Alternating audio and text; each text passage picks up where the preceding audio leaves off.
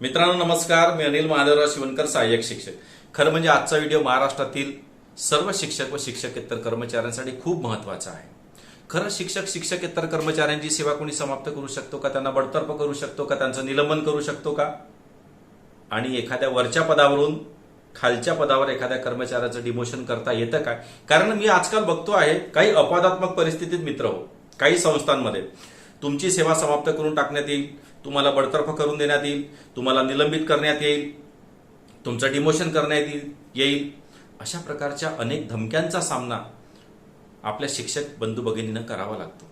म्हणून मित्र हो, सजग राहा, अपडेट राहा. खरंच करता येतं का? आणि करता येत असेल तर त्याची काय पद्धत आहे, त्याची काय तरतूद आहे, आपल्याला काय डिफेन्स करता येतो, कोणकोणत्या कारणासाठी आपल्याला अशा प्रकारची जबर शिक्षा आपल्यावर लादता येते. म्हणून मित्र व्हिडिओ काळजीपूर्वक बघा, जास्तीत जास्त शिक्षकांपर्यंत पोहोचवा आणि सर्वात महत्वाचं सजग राहा, जागरूक राहा. महाराष्ट्र खाजगी शाळा कर्मचारी सेवेच्या शर्ती नियमावली 1981च्या नियम 28 पोट नियम 5 मध्ये 4 कारणं दिलेली आहे, ज्या कारणामुळे आपल्यावर जबर शिक्षा किंवा किरकोळ शिक्षा लादता येते. पहिलं कारण गैरवर्तणूक, दुसरं नैतिक अद्दपद, तिसरं कर्तव्यात सतत व हेतुपुरस्सर हयगय आणि चौथं अक्षमता. गैरवर्तणूक, नैतिक अद्दपात, कर्तव्यात हेतुपुरस्सर व सतत हयगय व अक्षमता ही 4 कारणं, ही 4 प्रमाद, या 4 बाबी जर एखाद्या शिक्षकेतर कर्मचाऱ्याच्या हातून घडल्या असेल तर आणि तरच त्याच्यावर किरकोळ आणि जबर शिक्षा लादण्याची तरतूद आहे. किरकोळ शिक्षा बद्दल आपण मागच्याच व्हिडिओमध्ये नियम 29, 30, 31 आणि 32 बघितलेला आहे. आज आपण जबर शिक्षा म्हणजे काय आहे, जबर शिक्षा नियम 33 1981च्या नियमावलीमध्ये नियम 33 मध्ये दिलेली आहे. आता जबर शिक्षा म्हणजे काय? एखाद्या कर्मचाऱ्याची सेवा समाप्त करणे, एखाद्या कर्मचाऱ्याला निलंबित करणे, एखाद्या कर्मचाऱ्याला बडतर्फ करणे किंवा एखाद्या कर्मचाऱ्याला वरच्या पदावरून खालच्या पदावर आणणे. मित्र, याला म्हणतात जबर शिक्षा. पण याची काही पद्धत आहे, याची काही प्रोसेस आहे. ही लादण्याची पण प्रोसेस आहे आणि सिद्ध करणं व्यवस्थापक वर्गाला खूप तारेवरची कसरत असते.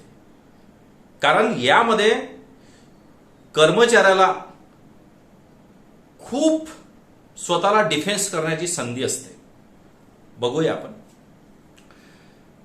नियम 33 मध्ये एखाद्या कर्मचाऱ्या हातून जर एखादा प्रमाद घडला असेल, नियम 28 पोट नियम 5 मध्ये जी कारणे मी तुम्हाला सांगितली, गैरवर्तणूक, नैतिक अद्दपात, कर्तव्यात हेतुपुरस्सर सतत हयगय व अक्षमता, या 4 कारणामुळे जर एखाद्या व्यवस्थापक वर्गाला वाटत आहे की या कर्मचाऱ्याला आपण या कर्मचाऱ्याची सेवा समाप्त करायची आहे, त्याकरिता सर्वात आधी नियम 33 उपनियम 1 मध्ये अभिकथन पत्र त्या कर्मचाऱ्याला पाठवावं लागतं. जो कर्मचारी त्यांना दोषी वाटतो, व्यवस्थापक वर्गाला दोषी वाटतो, त्या कर्मचाऱ्याला म्हणजे त्या शिक्षकाला किंवा शिक्षकेतर कर्मचाऱ्याला अभिकथन पत्र पाठवावं लागतं. अभिकथन पत्र म्हणजे काय आहे? टेंटेटिव्ह आरोप, स्टेटमेंट ऑफ इलिगेशन.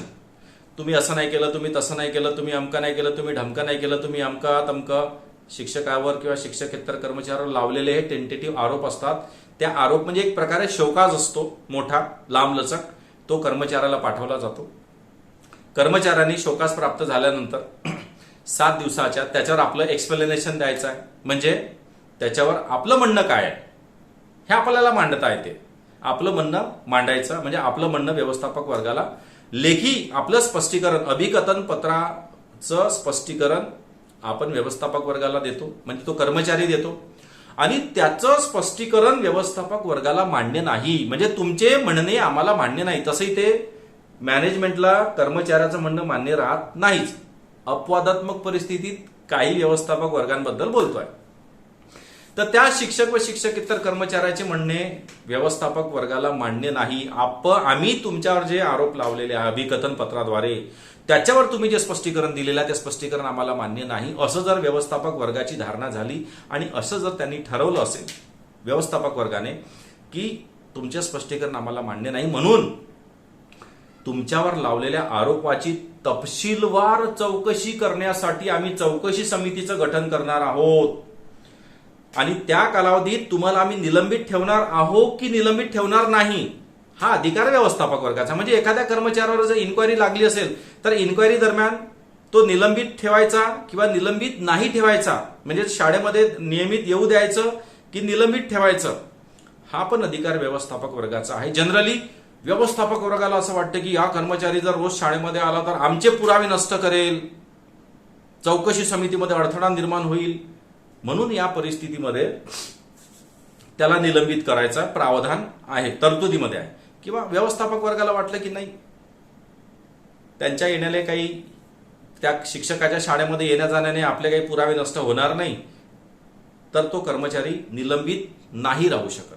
म्हणजे एखाद्या कर्मचाऱ्यावर चौकशी लादल्यानंतर त्याला निलंबित ठेवायचं की निलंबित नाही ठेवायचं, हा अधिकार व्यवस्थापक वर्गाचा आहे.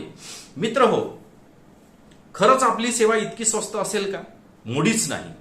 घाबरण्याचं काहीच कारण नाही. ह्याची प्रोसेस आहे, लांबलचक प्रोसेस आहे. ज्या पद्धतीनं एखाद्या कोर्टामध्ये जी प्रक्रिया चालतंय, सुनावणी, बयान, पुरावे, साक्षीदार, त्यांचं विटनेस, ही जी पद्धत कोर्टात चालते, एक छोट्या कोर्टात चालते, सेम एक छोटा मिनी कोर्ट व्यवस्थापक वर्गाला तयार करावा लागतो, ज्याला नियम 36 मध्ये चौकशी समिती म्हणतात. या चौकशी समितीमध्ये एखाद्या शिक्षकाची जर चौकशी लागली असेल, एखाद्या शिक्षकावर जर इन्क्वायरी लागली असेल, तर त्याचे आरोपाचे तपशीलवार निर्णय घेण्यासाठी, त्या आरोपाची पूर्ण चौकशी करण्यासाठी 3 सदस्यीय कमिटीचं गठन असते. 3 सदस्यीय, ज्यामध्ये एक शिक्षकांबद्दल बोलतोय, शिक्षकेतर कर्मचाऱ्यावर जर इन्क्वायरी कमिटीचं गठन झालं असेल, म्हणजे एक शिक्षकावर जर इन्क्वायरी लावली असेल, चौकशी समिती गठन केलं असेल, तर एक असतो निमंत्रक. हा मॅनेजमेंट पैकीच कुठला तरी सदस्य वगैरे असतो, एक निमंत्रक. व्यवस्थापक वर्गाचा एक कर्मचारी, व्यवस्थापक वर्गाचा एक कुठलाही सदस्य हा निमंत्रक असतो. राज्य किंवा राष्ट्र पुरस्कार प्राप्त शिक्षक, राज्य किंवा राष्ट्र पुरस्कार प्राप्त शिक्षक दुसरा, आणि तिसरा असतो ज्या बिचारा त्या शिक्षकावर आरोप लावलेले आहे, त्या शिक्षकाला वाचवण्यासाठी त्या शिक्षकाने आपला दिलेला प्रतिनिधी, म्हणजे हा शिक्षक, हा खाजगी शाळेची शिक्षक असतो. अशी ही 3 सदस्यीय चौकशी समितीची रचना आहे. आणि या 3 सदस्यीय चौकशी समितीनेच सर्व निर्णय घ्यायचे असतात. म्हणून घाबरून जाण्याचं कारण नाही. एखाद्या मुख्याध्यापकाने म्हटलं मी तुला सस्पेंडच करून टाकतो, एखाद्या मुख्याध्यापकाने म्हटलं मी तुला बडतर्फ करतो, एखाद्या मुख्याध्यापकाने म्हटलं मी तुझं डिमोशन करतो, एखाद्या मुख्याध्यापकाने म्हटलं मी तुझी सेवा समाप्त करतो, मुळीच नाही. मुख्याध्यापक महोदयांना कर्मचाऱ्याची सेवा समाप्त करण्याचा, निलंबित करण्याचा, बडतर्फ करण्याचा, धमकावण्याचाही अधिकार मुळीच नाही. हा अधिकार त्यांना नाही. त्यांनाही निलंबित, त्यांचीही सेवा समाप्त करण्याचा अधिकार उलट व्यवस्थापक वर्गाला आहे. म्हणजे मुख्याध्यापकांवर पण इन्क्वायरी कमिटीचं गठन होऊ शकते, त्यांची पण सेवा समाप्ती, त्यांची पण बडतर्फी, त्यांचं पण निलंबन, इव्हन मुख्याध्यापकाच्या पदावरून त्यांचं डिमोशन पण करता येते. आणि हा पण अधिकार व्यवस्थापक वर्गालाच आहे. म्हणून जबर शिक्षा लादण्याचा अधिकार कुणाला? तर व्यवस्थापक वर्गाला. म्हणून कुणाच्याही धमकीला घाबरण्याचं कारण नाही. मित्र हो, 3 सदस्यीय कमिटीचं गठन झालं. एक निमंत्रक व्यवस्थापक वर्गाचा सदस्य असतो, राज्य पुरस्कार किंवा राष्ट्र पुरस्कार प्राप्त व्यक्ती, आणि त्या बिचारा शिक्षकाला वाचवण्यासाठी गेलेला खाजगी एखादा शिक्षक. 3 सदस्यांची कमिटी असते. मग ही कमिटी त्या शिक्षकाला आपले म्हणणे मांडण्यासाठी तपशीलवार, आरोपवार, खूप डिटेल विषय आहे हा, पण मी थोडक्यात सांगतो. त्या त्याला अपचारी म्हणतात. म्हणजे ज्या शिक्षकावर आरोप लावले असतात किंवा कर्मचाऱ्यावर आरोप लावतात त्याला अपचारी म्हणतात. त्याच्यावर वेगवेगळे आरोप जे लावले असतात त्याला आपल्या आरोपाचं पूर्ण खंडन करण्याचा वेळ मिळतो. पूर्ण दिवसभर ती कमिटीची बैठक चालते, 5 तास 6 तास. प्रत्येक आरोपवार त्याला आपला खुलासा, आपल्याकडनं पुरावे, आपल्याला स्वतःला वाचवण्यासाठी नॅचरल जस्टिसच्या तत्वाच्या आधारे त्याला पूर्ण डिफेन्स करता येतो. तो स्वतःला डिफेन्स करतो. त्याचा जो प्रतिनिधी असतो त्या 3 सदस्यीय कमिटीमध्ये, तो प्रतिनिधी त्याला मदत करतो. त्याला वाटेल ते पुरावे, वाटेल ते कागद, वाटेल ते अभिलेख, वाटेल ते सर्व रेकॉर्ड व्यवस्थापक म्हणजे त्या निमंत्रकाला त्याला प्रोव्हाइड करावा लागतो, त्या शिक्षकाला त्याचा बचाव करण्यासाठी. आणि मुख्य कार्यकारी अधिकारी जो असतो, जनरली एखाद्या शाळेचा मुख्याध्यापक असतो किंवा व्यवस्थापक वर्गातूनच एखाद्याची नियुक्ती मुख्य कार्यकारी अधिकारी म्हणून झालेली असते. तो मुख्य कार्यकारी अधिकारी हा शिक्षक कसा दोषी आहे यासाठी पूर्ण ताकद लावतो आणि हा शिक्षक मी कसा निर्दोष आहे यासाठी आपली पूर्ण ताकद लावतो. आणि तीन सदस्य हे सर्व ऑब्झर्व करत असते. म्हणजे एका कोर्टचं रूप त्या कमिटीला, त्या मीटिंगला झालेलं असते, म्हणजे प्राप्त झालेलं असते. आणि या कमिटीचं कामकाज म्हणजे एका कोर्टाच्या कामकाजासारखंच असतं. 3 जजेस, हे 3 सदस्य म्हणजे 3 जज असतात. हा मुख्य कार्यकारी मध्ये आरोप लावणारा असतो आणि शिक्षक जो असतो तो स्वतःला वाचवण्यासाठी, त्या शिक्षकाला स्वतःचे साक्षीदार, स्वतःचे पुरावे देण्याचा अधिकार असतो. त्याच्याकडून जर कोणती शिक्षक त्याचा बचाव करण्यासाठी जर गवाही देत असेल, साक्ष देत असेल, तर त्याला पूर्ण अधिकार असतो. आणि अशा पद्धतीनं ह्या चौकशी समितीचं कामकाज 120 दिवस चालतं मित्रांनो, 120 दिवस. आता विचार करा, एखाद्याने म्हटलं असेल की मी तुला सेवा समाप्त करतो, तुला बडतर्फ करतो, इतकं सोपं आहे का? मला हा व्हिडिओ बनवण्यामागचा उद्देश मित्र हा आहे की इन्क्वायरी कमिटीचं गठन केल्याशिवाय कुणाचंही सेवा समाप्ती, कुणाची बडतर्फी, कुणाचंही डिमोशन करता येत नाही, हे मला सांगायचं होतं. म्हणून घाबरून जाण्याचं कारण नाही. इन्क्वायरी कमिटीचं गठन केल्याशिवाय राष्ट्र पुरस्कार प्राप्त व्यक्ती, व्यवस्थापक वर्गातून एक सदस्य निमंत्रक आणि शिक्षकाचा प्रतिनिधी असं 3 लोकांची सदस्य कमिटी गठीत केली का?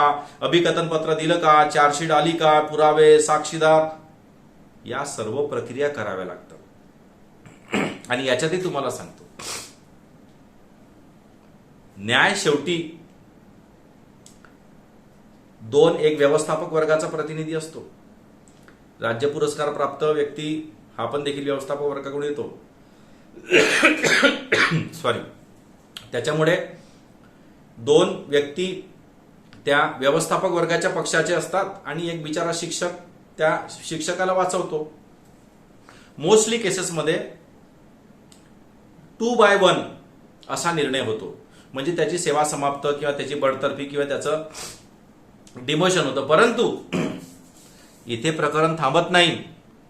त्याची सेवा समाप्त चौकशी समितीने जरी केली असेल तरी त्या कर्मचाऱ्याला ट्रिब्युनल शाळा न्यायाधिकरणामध्ये दाद मागण्याचा अधिकार आहे. मग तो शाळा न्यायाधिकरणामध्ये जातो. माझा अनुभव असा आहे की 90% शिक्षक जिंकतात, 90% निकाल हा शिक्षकांच्याच बाजूने लागतो.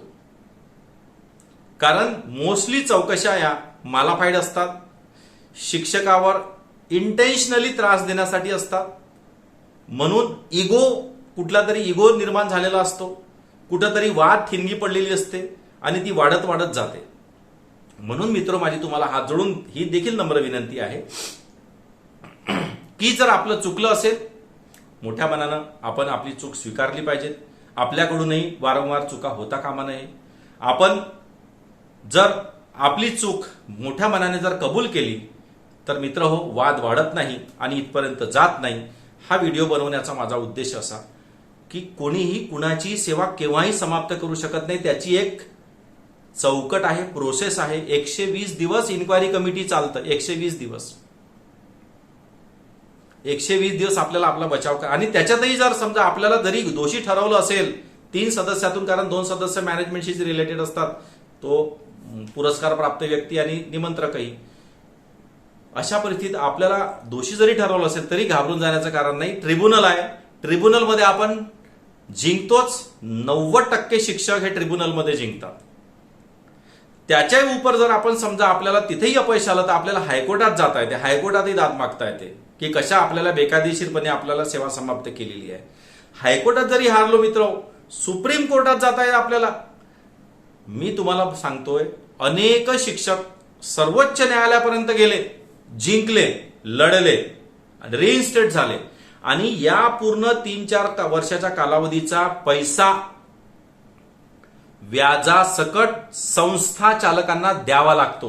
प्रॉपर्टी विकून दिलेल्या संस्था चालकांनी कर्मचाऱ्यांना पैसे द्यावा लागतो. कारण कोर्टातून जिंकून आल्यानंतर त्या कर्मचाऱ्यांचे पूर्ण बॅक वेजेस हे व्यवस्थापक वर्गाला द्यावेच लागतात. इतकं सोपं नाहीये निलंबन, इतकं सोपं नाहीये सस्पेन्शन, इतकं सोपं नाहीये बडतर्फी, इतकी सोपी नाहीये सेवा समाप्ती. कोणीही आलं आणि तुमची सेवा समाप्त करेल असं चालत नाही. म्हणून मित्रहो, सजग राहा, जागरूक राहा, सुरक्षित राहा, दक्ष राहा. माझा व्हिडिओ जास्तीत जास्त शिक्षकांपर्यंत पोहोचवा ही आपणास हात जोडून नम्र विनंती. माझ्या YouTube चॅनल लाईक करा, शेअर करा, सबस्क्राईब करा.